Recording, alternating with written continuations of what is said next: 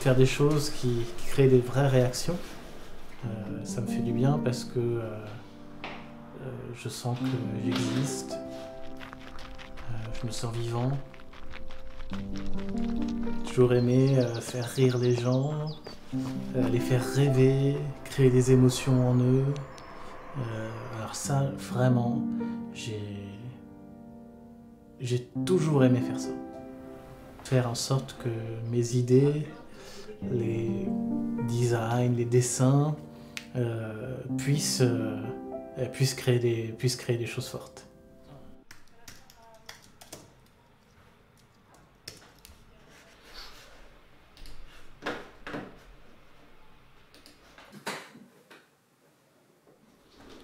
D'un côté, on est vu comme des hippies ou comme des ovnis face au secteur de la communication.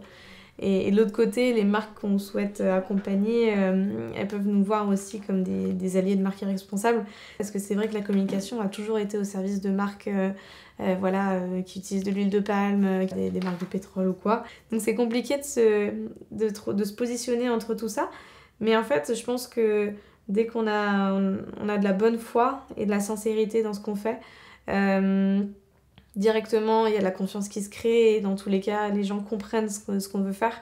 Et en fait, on est de plus en plus à vouloir agir, on n'est pas tout seul. Les arguments, franchement, de la planète est en danger, il y a des enfants qui travaillent, il y a des inégalités hommes-femmes, de tout ça, tous ces arguments, toutes les études scientifiques, machin, on est tous au courant. On est tous au courant rationnellement. C'est pour ça que c'est classé maintenant parmi les premières préoccupations des Françaises.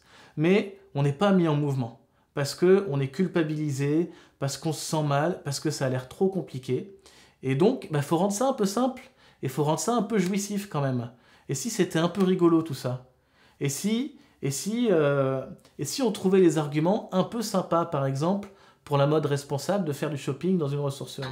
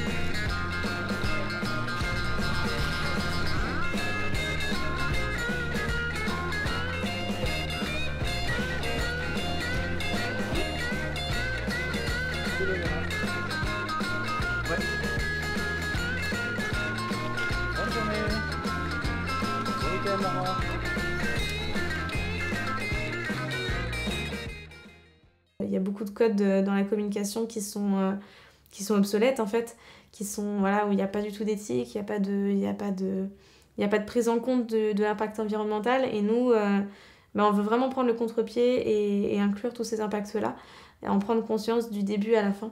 Je pense que le design a son rôle à jouer dans la transition écologique, car en fait c'est par le design que se propagent certaines idées, beaucoup d'idées même des concepts.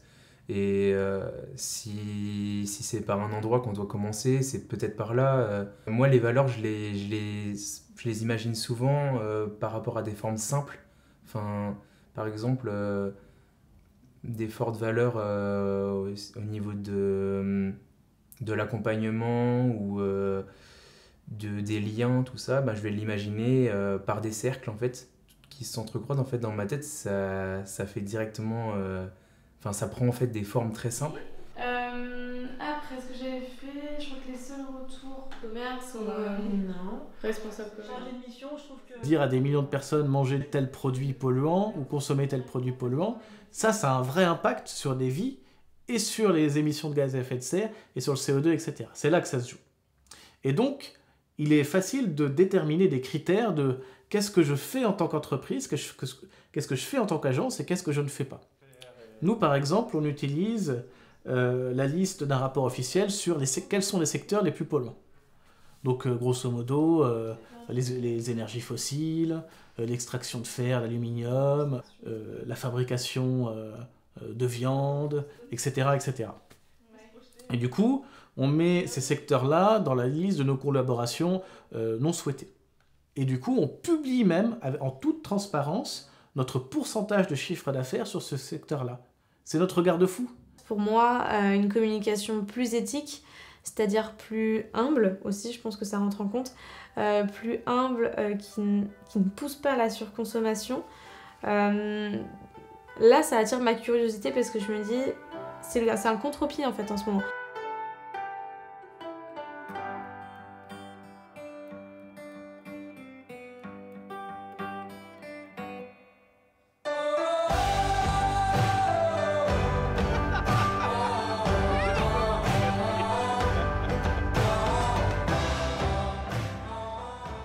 Pour mieux communiquer avec les autres, eh bien, nous devrions peut-être commencer par être plus authentiques, plus justes, plus sincères.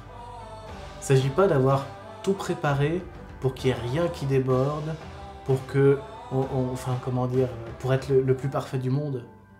Il faut savoir prendre le risque aussi de ne pas être aimé par tout le monde. Nous, chez Wild & Slow, on l'a fait grave. C'est-à-dire qu'on sait que notre discours va gêner aussi une partie de nos cibles, mais finalement, c'est pas nos cibles. Enfin, voilà, je préfère largement être authentique, faire des choix et dire ce qu'on a envie de faire pour attirer les gens qui nous ressemblent et avoir des super collaborations, quoi. Et je pense que c'est pareil pour nos clients ou pour quiconque. Pour mieux communiquer, il faut commencer par se connaître soi-même.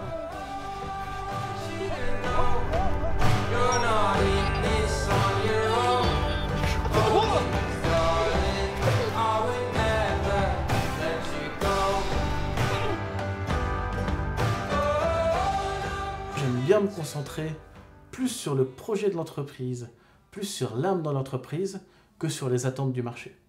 On crée une entreprise pour s'épanouir, pour créer des choses fortes, pour changer un peu le marché, pour apporter quelque chose de nouveau. Et là, c'est fort. Là, c'est dans les tripes. Là, c'est qu'est-ce que moi j'ai envie de faire? Qu'est-ce que j'ai envie d'apporter à la société? Et pourquoi j'ai envie de le faire de telle manière? À la captation de haut niveau. Ce qui me passionne dans mon métier, c'est de me sentir utile. Et je pourrais pas faire un métier inutile en fait. Donc voilà, d'avoir un impact sur la planète positif, en tout cas limiter l'impact négatif et avoir un impact positif sur la vie des gens, quoi. Bien fraîche. Ok. Mon chat nous a suivis partout. J'espère que c'est enregistré. Un petit vent dans le pétou et...